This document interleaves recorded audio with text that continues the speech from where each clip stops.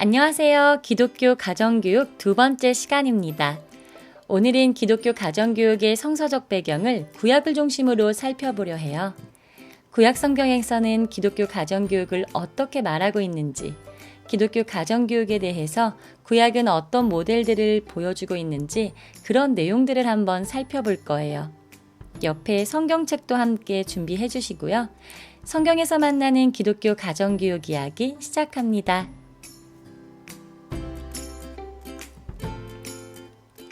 먼저 여러분이 그동안 읽고 들었던 성경 본문 중에서 기독교 가정교육과 연관되어 떠오르는 본문이 있다면 한번 생각해 볼게요.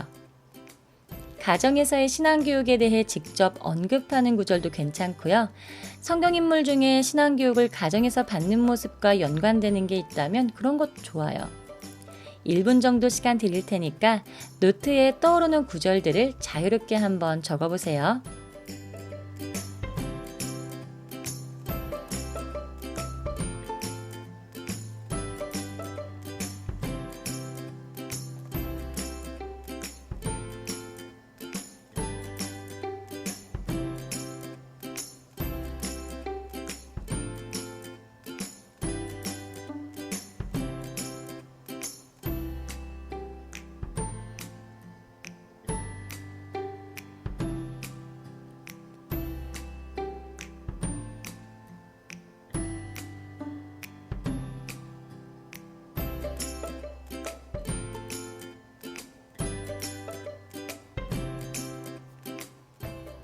여러분은 어떤 본문을 떠올렸나요? 저는 창세기 25장에 나오는 야곱의 가정을 떠올렸어요. 야곱과 에서의 이야기에서 갈등의 원인이 되었던 것이 바로 장자권이었죠. 장자권은 이스라엘 전통에서 처음 난 자에게 주는 하나님의 복, 즉 장자의 권한이었는데요. 성경을 보면 야곱이 이 장자권을 굉장히 사모하는 모습을 보입니다. 그런데 성경이 야곱을 묘사하기를 조용한 성품으로 주로 장막에 거주했다고 표현해요. 형에게 팥죽을 끓여줄 정도로 집안일에 아주 능숙한 모습이었던 것을 알 수 있는데요. 야곱이 주로 장막에 거주하면서 대부분의 시간을 어머니랑 함께 보냈을 거예요. 그리고 그 어머니로부터 이러한 신앙 전통에 대해서 들었을 겁니다. 그러니까 야곱이 장자권을 사모하게 된 것은 갑자기 생겨난 것이 아니라 오랜 시간 어머니로부터 가르침을 받고 들으면서 생겨난 믿음이라고 볼 수 있는 거죠. 이렇게 구약에서는 기독교 가정교육의 뿌리와 모형을 다양하게 살펴볼 수가 있습니다. 성경은 가정이 하나님을 경외하는 삶을 가르치는 아주 근본적인 교육의 장이됨을 끊임없이 보여주고 있는 거예요. 여러분이 어떤 본문을 떠올렸는지는 잘 적어두었다가 다음 주 현장 강의 때 한번 같이 나누어 보도록 할게요. 그렇다면 구약 성경에서 기독교 가정교육의 필요성에 대해서 어떻게 언급하고 있을까요? 가정에서 신앙교육이 꼭 필요한 걸까요? 그냥 교회에서 찬양하고 교회에서 설교 듣고 교회에서 성경 공부하고 오면 충분한 거 아닐까요? 과연 성경에서는 기독교 가정교육의 중요성을 어떻게 강조하고 있는지 한번 살펴보겠습니다. 먼저 신명기 6장 4절에서 9절까지의 말씀을 한번 읽어볼게요. 앞에 화면을 봐도 되고요. 여러분이 갖고 있는 성경으로 직접 찾아봐도 돼요. 이스라엘아 들으라. 우리 하나님 여호와는 오직 하나인 여호와시니 너는 마음을 다하고 성품을 다하고 힘을 다하여 내 하나님 여호와를 사랑하라. 오늘 내가 내게 명하는 이 말씀을 너는 마음에 새기고 내 자녀에게 부지런히 가르치며 집에 앉았을 때에든지 길을 갈 때에든지 누워있을 때에든지 일어날 때에든지 이 말씀을 강론할 것이며. 함께 읽은 성경 본문은 부모의 신앙교육에 대한 의무를 강조하는 아주 대표적인 성경 구절입니다. 부모는 항상 하나님이 행하신 위대한 일들을 자녀에게 반복해서 가르칠 준비가 되어 있어야 하고 그런 결의가 있어야 한다는 거예요. 본문을 보면 뭐라고 하나요? 자녀들로 하여금 하나님이 행하신 일을 기억하게끔 반복해서 가르치라고 합니다. 이 외에도 구약에서는 여러 본문에서 부모가 가지는 신앙교육의 의무를 말하고 있어요. 즉, 부모가 자녀들에게 신앙을 가르치는 것은 선택이 아니라 하나님께서 반드시 해야 한다고 명령한 사명인 겁니다.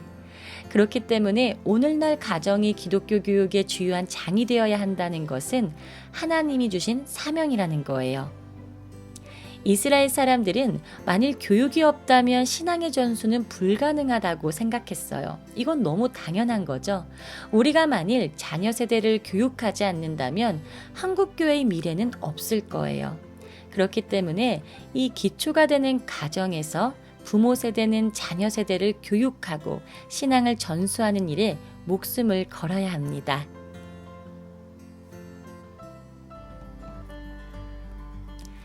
그렇다면 두 번째로 기독교 가정교육의 목적은 무엇일까요? 우리가 신앙교육을 할 때 어떤 면에서는 세상에서 직접적으로 필요한 걸 알려주는 건 아니라는 생각이 들 수도 있어요. 마치 요즘 세상 사람들이 관심을 갖고 있는 주식하는 법, 부동산 투자하는 법, 이런 걸 말하는 게 아니잖아요. 그럼에도 불구하고 성경은 왜 가정 안에서 반드시 신앙을 교육해야 한다고 말하고 있을까요? 우리가 이러한 성서적 근거로서 기독교 가정교육의 목적을 살펴보기 위해서는요, 먼저 구약에서 하나님과 언약 관계에 있는 이스라엘 사람들이 어떤 신앙의 여정을 걸어갔는지 그 역사의 흐름을 이해할 필요가 있습니다. 그 과정을 살펴보면서 신앙교육의 역할과 목적을 더욱 분명하게 이해할 수 있어요. 원래 이스라엘 민족은 유목생활로부터 시작되었죠. 한 곳에 정착하지 않고 떠도는 생활이 그들의 주된 생활 양식이었습니다. 그러다 보니까 안정감 있는 삶보다는 아무래도 변화와 위기가 많은 삶이었을 거예요. 그리고 우리가 잘 아는 것처럼 애굽에서 변방 민족으로 아주 약소한 민족으로 오랫동안 노예 생활을 하면서 고통을 받게 되죠. 이 고통 속에서 하나님의 구원 역사를 경험하고 해방의 기쁨을 누리게 됩니다. 그렇게 출애굽 시대에 들어서는데요. 해방의 기쁨도 잠시고 다시 광야 생활 속에서 또 어려움의 시간을 겪게 되죠. 이렇게 출애굽에서부터 가나안 땅까지 그 광야의 여정 속에서 역시 이들은 불안정하고 흔들리는 위기를 겪으면서 나아갑니다. 그리고 마침내 약속한 가나안 땅에 이르게 돼요. 이렇게 가나안 땅에 이르렀을 때에 바로 안정적인 삶이 시작된 게 아니었어요. 가나안 땅에 정착하기 위해서 수많은 전쟁을 겪어야 했고요. 고군분투하는 과정을 지나야 합니다. 그리고 토착 문화의 주된 우상 문화 속에서 하나님과의 신앙을 지켜내기 위한 어떤 혼돈과 혼란의 시간도 지나게 되고요. 그 시간들을 지나면서 왕권을 세우고 국가를 설립하게 되는데요. 그 과정에서 또 분열하는 아픔도 겪게 됩니다. 굉장히 변화무쌍한 삶이죠. 이후에 강대국의 침략으로 포로 생활을 겪게 되는데요. 흩어진 민족들은 이방 땅에서 그 신앙 정체성을 지키기 위해서 민족의 존속을 위한 아주 처절한 몸부림을 겪게 됩니다. 이후에 고향으로 돌아오게 되는데요. 성전과 성벽을 재건하는 데 역시 어려움들을 만나게 되죠. 포로로 잡혀간 땅에 여전히 잔존하면서 그 이방 문화 속에서 신앙을 지키기 위해 목숨 걸고 살아가는 사람들의 이야기도 구약 성경 후반부에서 살펴볼 수 있어요. 이렇게 우리가 잘 아는 것처럼 구약은 순례하는 백성으로 시작해서 순례하는 백성으로 끝난 그 이스라엘 공동체의 신앙 여정 이야기를 담고 있습니다. 그리고 이들이 역변하는 역사의 소용돌이 속에서 신앙 공동체의 그 존속을 위해 교육을 중단할 수 없는 강력한 매개체로 보여주고 있어요. 가정에서 목숨을 걸고 교육을 통해서 세대에서 세대에 걸쳐 알려주고자 했던 것은 바로 그 민족의 근원이 되는 하나님을 경외하는 삶을 가르치는 것이었습니다. 그리고 바로 이것이 오늘날 우리가 지켜야 할 또 이어가야 할 기독교 가정교육의 목적입니다. 바로 하나님을 경외하는 삶인 거죠. 한번 생각해 보세요. 사실 오늘날도 시간과 장소, 내용만 다를 뿐이지 우리도 구약의 시대와 마찬가지로 여전히 역변하고 혼돈하고 아주 급변하는 시대를 살아가고 있잖아요. 특히 코로나19를 겪으면서 10년, 20년에 걸쳐 서서히 변화되고 발전되어야 할 것들이 한순간에 급변한 것들이 굉장히 많아요. 우리는 이렇게 혼돈하고 변화하는 위기의 삶 속에서 자녀 세대에게 흔들리지 않는 가치를 심어주어야 해요. 그러한 교육이 가정에서부터 시작되어야 합니다. 그것이 바로 성경에서 보여주는 하나님을 경외하는 삶이에요. 하나님을 경외하는 삶이 무엇인지 고민하고 그러한 삶을 살아가도록 하는 것이 곧 기독교 가정교육의 목적이라는 것을 기억해야 합니다.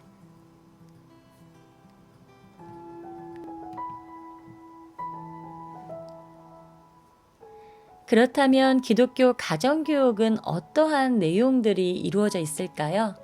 구약을 중심으로 해서 구약 성경에서는 이 하나님을 경외하는 삶을 위해서 가정 안에서 가르쳤던 신앙교육의 내용은 무엇이 있었는지 함께 살펴볼게요.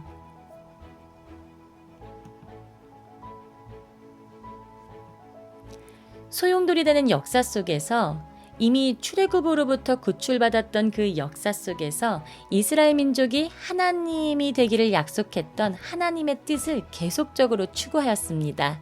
다시 말해서 하나님을 경외하는 삶을 살기 위해서 그들은 삶의 전 과정에서 하나님의 뜻이 무엇인지를 고민하고 그것을 추구했던 거예요.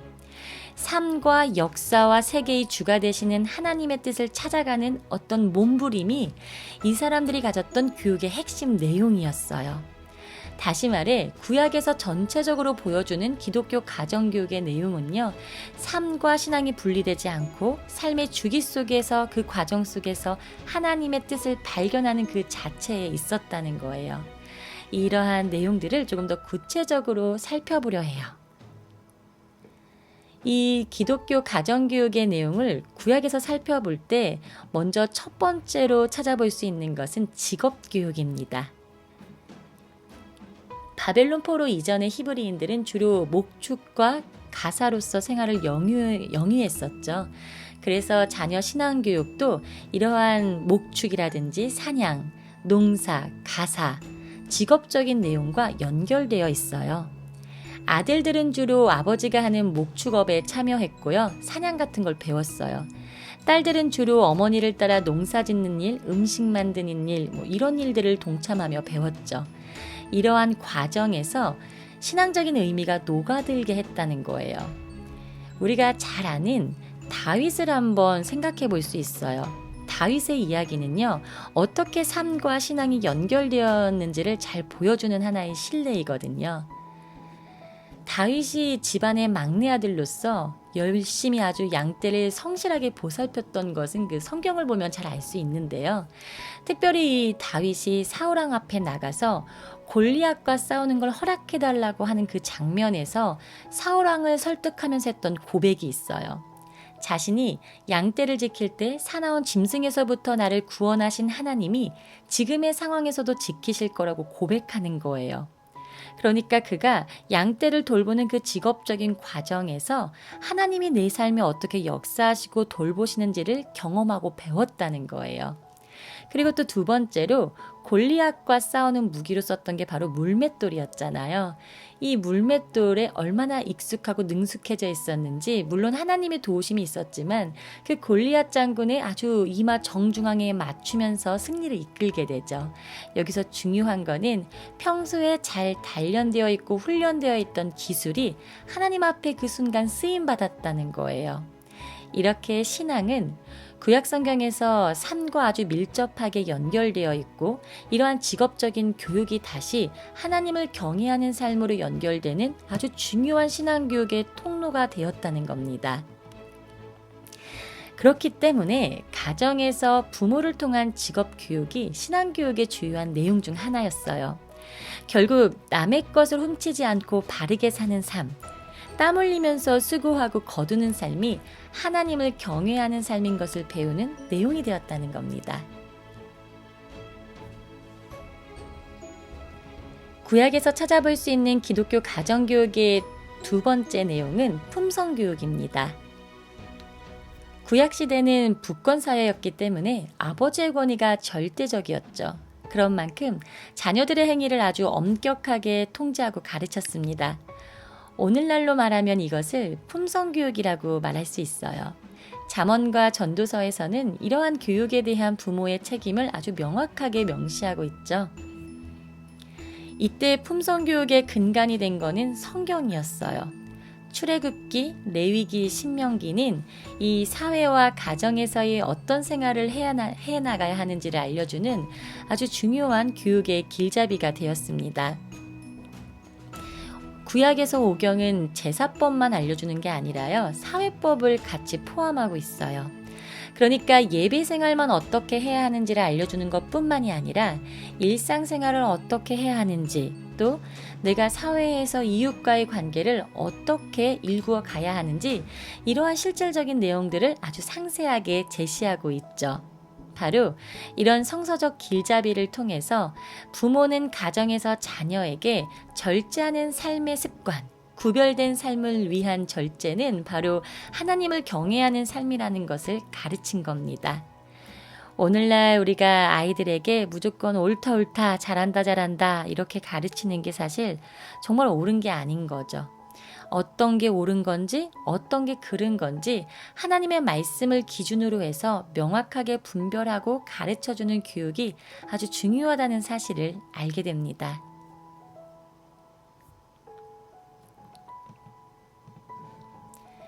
구약에서 찾아볼 수 있는 기독교 가정교육의 세 번째 내용은 역사교육입니다.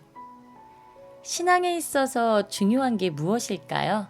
바로 기억하는 거예요. 하나님께서 내 삶에 어떻게 역사하셨는지를 기억하는 거죠. 하나님의 은혜를 잊지 않고 기억하는 게 곧 우리의 신앙의 고백일 겁니다. 바로 구약에서 역사는 이렇게 하나님께서 우리에게 행하셨던 그 계시하셨던 진리들을 담고 있는 그 자체였어요.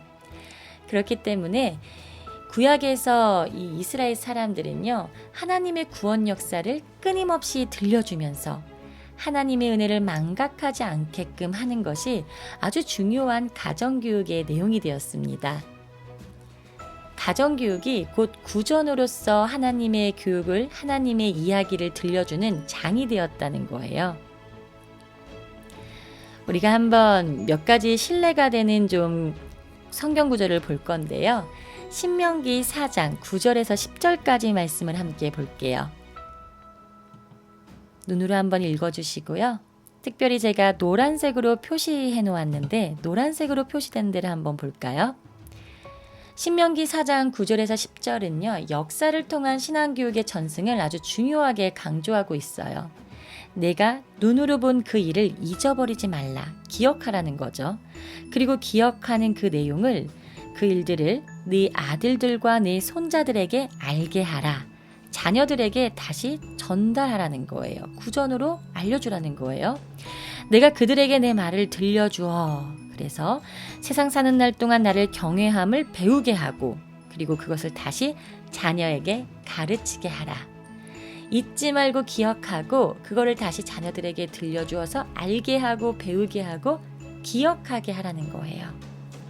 바로 이것이 이스라엘 사람들이 가지고 있는 아주 중요한 역사 교육에 대한 생각이었습니다.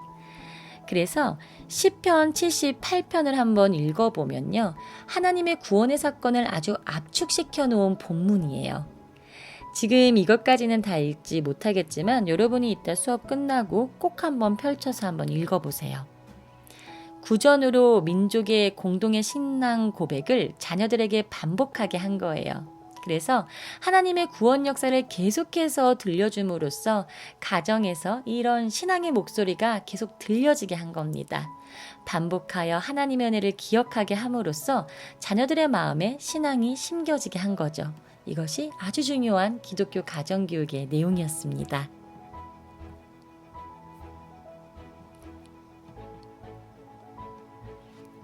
구약에서 만나는 기독교 가정교육의 마지막 내용은 토라교육이에요.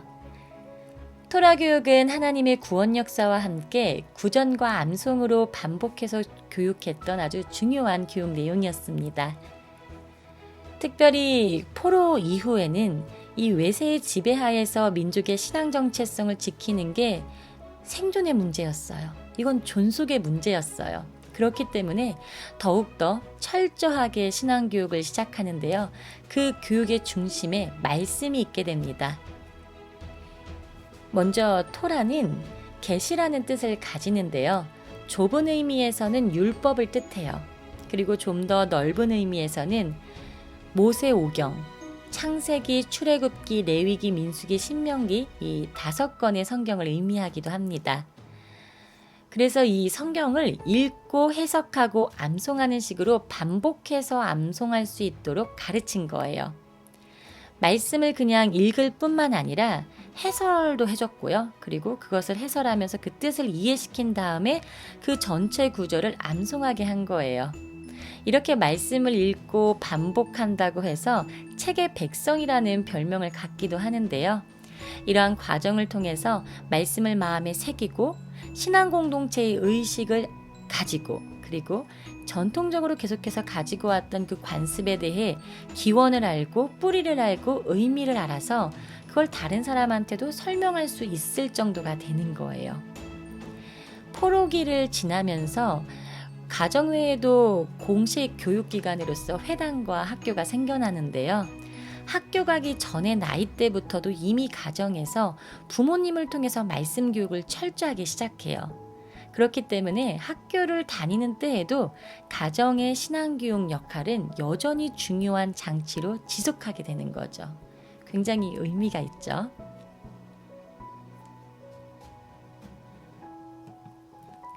이렇게 구약성경에서는 직업교육, 품성교육, 역사교육, 토라교육이라는 다양한 내용들을 통해서 하나님을 경외하는 삶이 무엇인지 가정 안에서 끊임없이 가르쳐냈던 것을 보게 됩니다.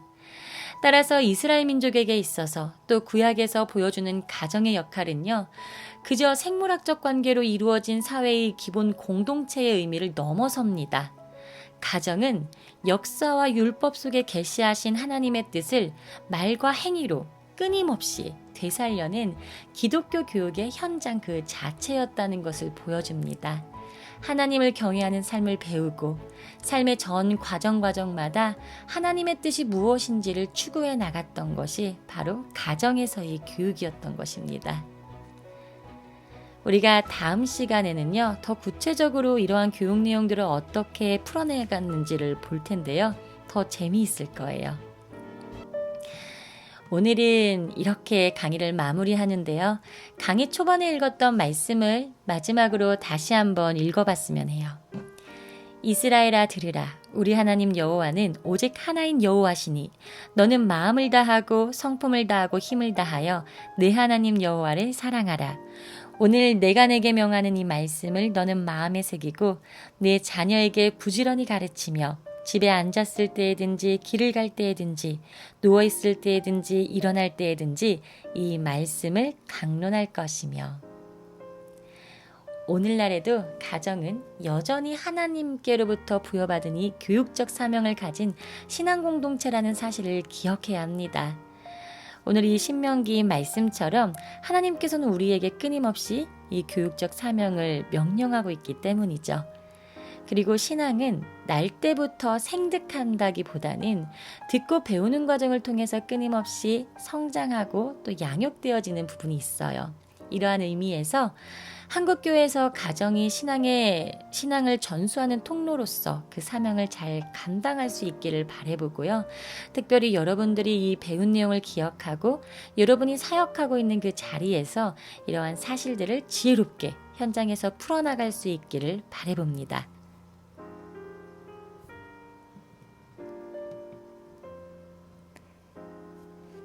네, 오늘은 이렇게 구약 성경에 나타난 기독교 가정교육의 중요성, 그리고 그 목적, 또 구체적인 내용들을 살펴보았는데요.